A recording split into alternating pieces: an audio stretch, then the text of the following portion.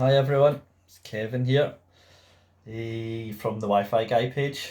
I just thought I would do a wee video as we're now in week 3 of lockdown and the business has been closed pretty much since Boris asked us to stay at home, and thought we would just do the right thing. I think we do come into the category of essential key workers because we're involved in IT infrastructure and telecommunications and data communications. So that's 3 categories that actually qualify in the essential key workers. But I just really wanted to do the right thing for ourselves, for our family, for our customers, for our customers' family, just to try and keep this virus at bay. Yeah, but we'll figure out over the next couple of days, weeks, months how it's going to go. If I'm going to be here for another couple of weeks or a couple of months, we'll just have to say same as everybody else. Everybody's just waiting to see what's going to happen, really. So we've had quite a lot of new people that have liked the page lately. So because I've been kind of quiet on the social media scene, I've been posting some comments, just posting some information about what's happening in the broadband space and a wee informational post about 5G, but we've not been able to post anything about our jobs that we're doing or let people see what we're involved with. So I thought I'd do a wee video, introduce myself, introduce the Facebook page, the business, where we're at, what we're doing, what we're looking at for the future when we actually do get back working. So I'll start off with introducing myself. So I'm Kevin. I started the Wi-Fi Guy page about 2.5 years ago. At that time, I was a service engineer with Virgin Media. So what that involved was just servicing the HFC Virgin Media network. HFC stands for Hybrid of Fibre and Coax, which that is exactly what the Virgin Media network was until recently, whereas there's a lot of customers that are getting onto the fibre to the home, fibre to the property, which is FTTH and FTTP. So there's a lot of people that are getting the fibres the whole journey. But majority of the time when I worked with Virgin Media, I was involved with fixing faults on the HFC network. So whether it was a fault with your broadband, a fault with your television services, a fault with your landline, instead the installation team would go out do the installation. But if there was any faults in the future, then TV wasn't working, TV was pixelating, sound wasn't working, broadband was slow, broadband was off completely, telephone line was crackly, telephone line had went off. Then when you've called Virgin Media, I was the guy that would come out and try and fix that. So my main job was finding faults and resolving them, because that's what I have always really enjoyed doing, was fixing things. If it's faulty, that if you can install it, you can fix it. If you can fix it, then things should work properly. So to be honest, I know I've got the Wi-Fi Guy page now, and I work with Home Network Solutions, and we're getting involved with everything techie, and I'm quite a techie guy now. But to be honest with you, I was a very late bloomer into technology. Say as a teenager, I had a Spectrum 128K, which I actually took a cassette, if you would believe it. I think all we used the Spectrum for, me and my brother, was playing Pac-Man. And then we graduated onto Nintendo, so that was me until I was in my late 20s, when I got a job with Virgin Media. Before I worked with Virgin Media though, when I left school and I got an apprenticeship, I spent 10 years working in the security industry. So I was a installation, service and maintenance engineer for intruder alarms, fire alarms, CCTV and access control. It was an okay job, I liked it. It was good, it was bad, it was indifferent, I didn't love it, but it was a decent job. I liked being out and about, going to different sites, installing things, doing that. And then pretty much towards the end, I worked as a service engineer. So same again, I was going out and fixing faults with CCTV and intruder alarms and fire alarms and access control. But I still remember when I was subcontracting for ADT, which a lot of you have heard of. I was subcontracting for ADT, and we were involved in a big office site. We were there for about 3 months doing all the hard work, doing all the donkey work, putting all the cables in, fitting everything out for this huge door. It was like, obviously, it was a 4-storey building, it was offices everywhere, so there was access control. People weren't allowed into the building unless you had a pass or a PIN code or a fob or something, so you had fobs and readers everywhere all throughout the building.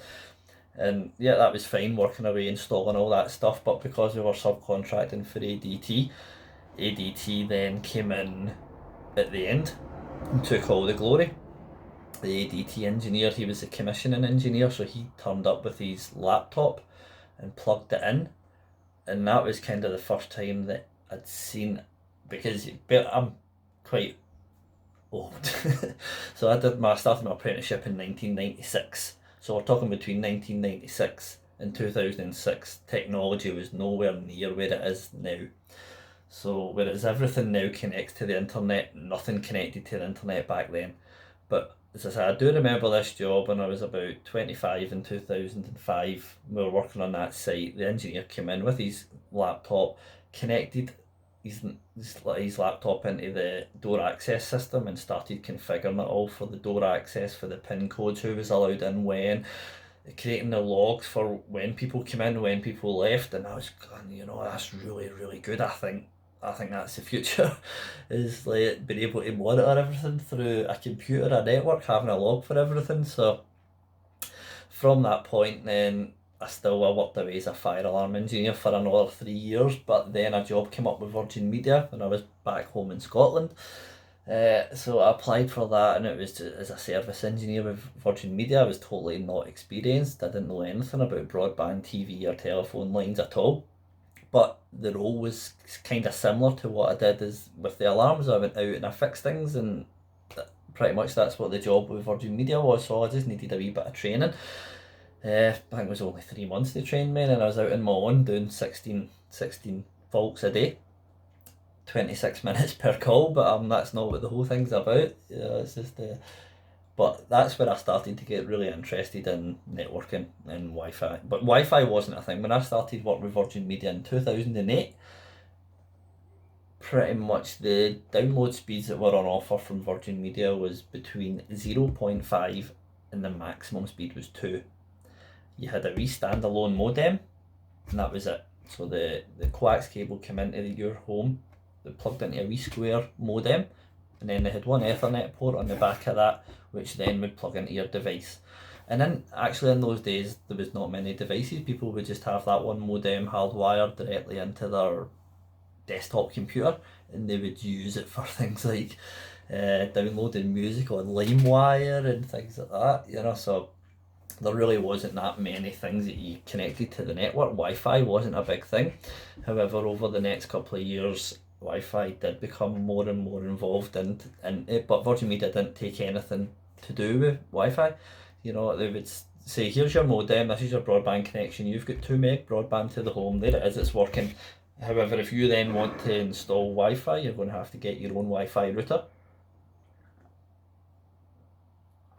And set up your own Wi-Fi, because we don't take anything to do with Wi-Fi. Those were the days. As an engineer with Virgin Media, those were the days. So, but as time progressed, Wi-Fi became a big thing. So Virgin Media then turned our modem into a router. The router was Wi-Fi enabled, so then there was more and more devices that were connecting in people's homes. So the reason why I left Virgin Media, because I worked with them for 10 years, from 2008 till 2018. It's 2020 now, yeah, but 2018 I left at the beginning of 2018, but had it in my head for about a year and a half. I planned what I was going to do, I knew what I wanted to do, but the reason why is because I was a service engineer. I was going out to sometimes between 16 and 22 calls a day over a 10-hour day. Fixing faults was fine, I became very well rehearsed in faults, general faults that would cause TVs to be pixelating, for TiVo boxes not to be working, for broadband to be running slow, for broadband to be not working completely, telephone crackly lines, all the rest of it. It became second nature to me. Fault finding was my thing. But towards the end, we were getting so many calls about broadband connectivity not working. So you go out to the customer's house, they tell you the story of, oh, we had our broadband installed last week, your guys came out, they did a great job and really happy with it, but the Wi-Fi doesn't stretch. Say it's a 3-storey townhouse somewhere in Belfast, South Belfast or something, 3-storey townhouse, big old house out, big front of the house, back of the house, conservatory, 3 floors, 4 bedrooms.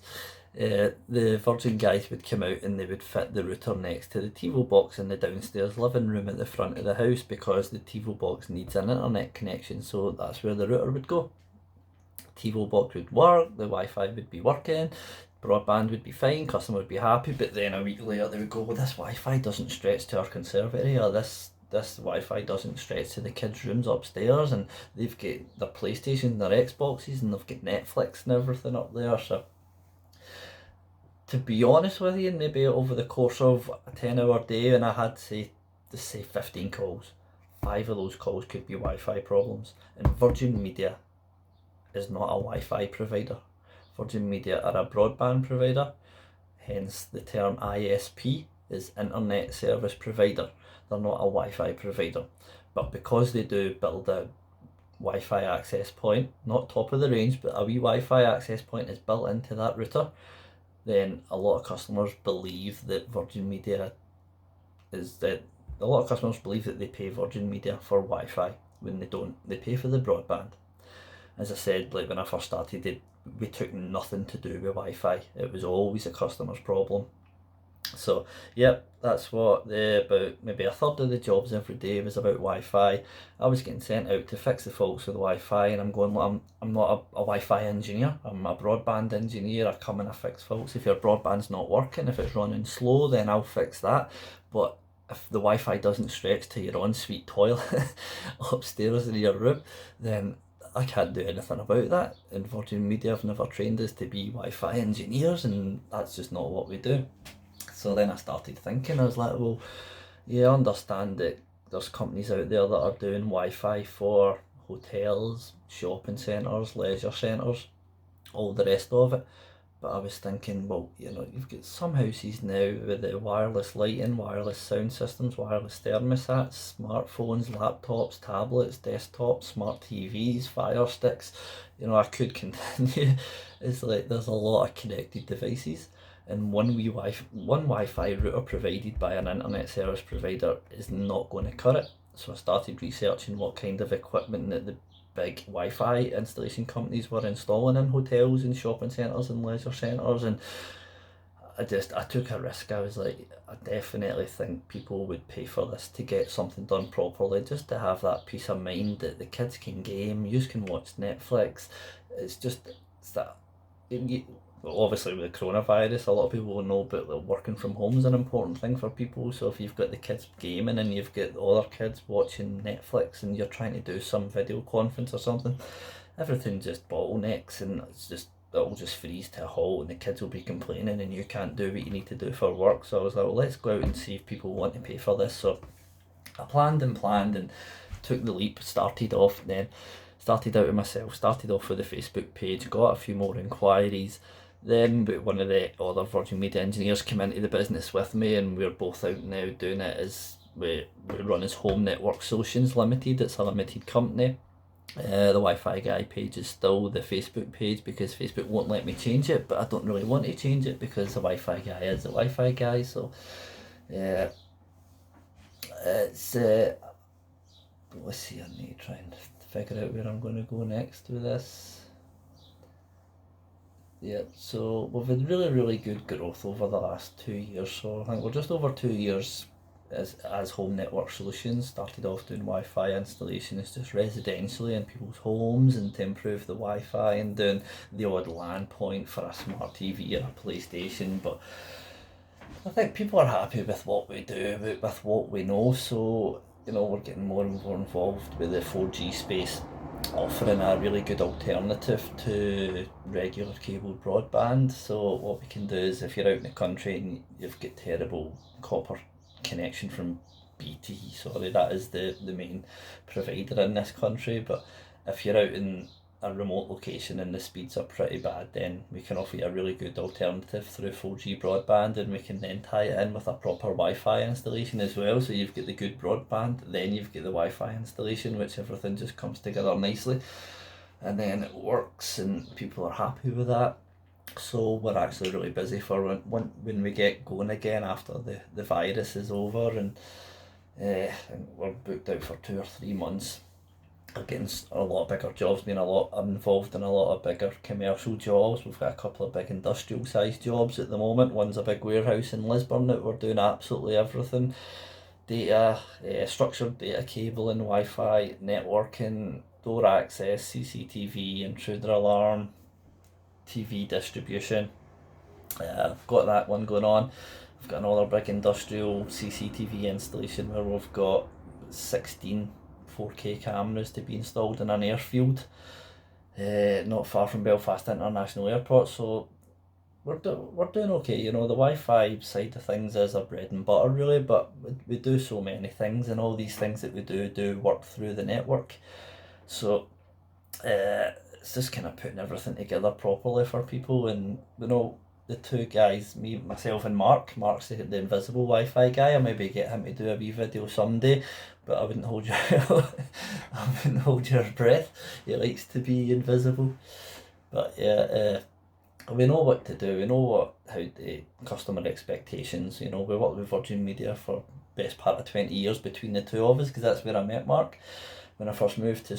The day I transferred over from Scotland and to Belfast and got my job with Virgin Media, Mark, that was his first day. It was my first day in Belfast, so kind of hit it off, and from then we now work together and we run Home Network Solutions. So yeah, so since lockdown hit about nearly 3 weeks ago, we've been kind of catching up with things, getting everything sorted out for future installations, but we don't want to go out there now and put customers in that situation where, you know, this is a virus that we don't know if I've got it. I might be healthy enough to fight it. I might have the virus, but I definitely don't want to be spreading it. Mark doesn't want to be spreading it. Mark's partner's actually a nurse, so they know all about it on the, you know, the other side of it. So we'll stick with what we're doing at the moment. We'll stay at home, and then hopefully we can get back up and running and start doing jobs for you again through the lockdown. So instead, to stop me going demented, I have recently got my Cisco CCNA certification, which is Cisco Certified Network Associate. I worked pretty hard over the last year and a half and got that recently, which I was really kind of stoked about getting, because it was something I always wanted to do when I worked with Virgin Media, but there was no way I could ever do it. Couldn't afford it, and I couldn't have the time. I couldn't put the time towards doing it. You know, Cisco is it's a particular skill to know, but what they do is they teach you all the fundamentals of networking, how it all starts, like from layer 1 to layer 7 basically. So there is 7 layers involved in networking. You know, layer 1's your physical layer, and then your data link layer, and your IP layer, and your transport layer, and all the protocols involved. So it is really interesting, and at the grand old age of 39 I feel like I've got a new lease of life, because I absolutely love networking and I just want to keep doing it, and I just want to keep learning about it. So when lockdown kicked in, I was going, right, well, I'm going to have to do something else. I'm going to have to continue this learning. I wasn't planning on continuing with the Cisco for a while anyway, but you know, I was like, well, why not? I'm going to crack on with, because with Cisco there's 3 levels. There's CCNA is a network associate, there's CCNP, which is the network professional, and then there's the CC, the top level is the CCIE. It's the holy grail. It's a Cisco Certified Intermediate Expert, you know, so that's as high as you can go. And I'd never really thought about getting to that level, but now with the lockdown I've had a lot more time in my hands, so I've already started learning about CCNP. It's a new certification set up, so there's 2 exams I would have to do. So I think the CCNP Encore is just a mix of all the new topics which is involved, but they've added on a lot new because network's just evolving. So they've now got a lot of network automation, they've got a lot of software-defined networking, cloud infrastructure services, all this kind of stuff, which I'm totally fascinated by, and I love it. I truly do see myself, the company moving forward into that spectrum of the industry, being able to offer that through our business, whether it's installation, it's management, it's maintenance, it's control. But yes, we can do it now through cloud infrastructure. I could sit here in my office and control a network anywhere in the world, through cloud infrastructure. And when I first started the business, I started the Wi-Fi Guy page because I wanted to be able to make all this technical stuff that a lot of people don't understand. I really wanted to be able to make people understand about what it is. So, even just, let's say, a cloud. What is the cloud? The cloud is just somebody else's computer. It's not something in the sky in the clouds. It's just a big centre somewhere with a lot of computers, servers, and that's where the storage goes. So when you send it to the cloud, it goes to a big storage facility. It's called a data centre. And actually down in Dublin, Google has 12 data centres throughout the world, and one of the biggest ones is in Dublin. So that's where YouTube, if you ask somebody to watch YouTube, they go, oh, it's something you watch videos on. Say, well, dig a wee bit deeper, how does it work? And they go, the Wi-Fi makes it work. But yeah, nobody really knows. What is YouTube? Well, basically YouTube is based down in Dublin. Just Google on YouTube. So it's based down in their data centre. And if you want to watch a podcast, if you want to watch a motivational video, if you want to watch some music, if you want to just watch some cartoons, then you go onto YouTube, you send a request to YouTube to send you that video, they then send it to you, you receive it.